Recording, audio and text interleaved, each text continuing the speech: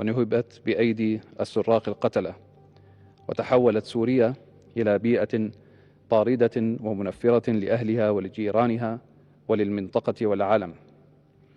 نبذت سوريا للأسف وانزوت بعيدا عن أشقائها وأبنائها وجيرانها، وباتت سوريا الحضارة غريبة عن تاريخها المشرف وبعيدة عن أصالتها، وتأخرت عن مصاف الدول.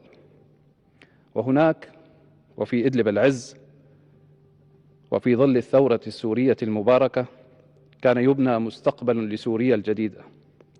تحررت البلاد وفرح العباد وفرح معهم أشقاؤنا والدول المجاورة، بل والعالم بأسره.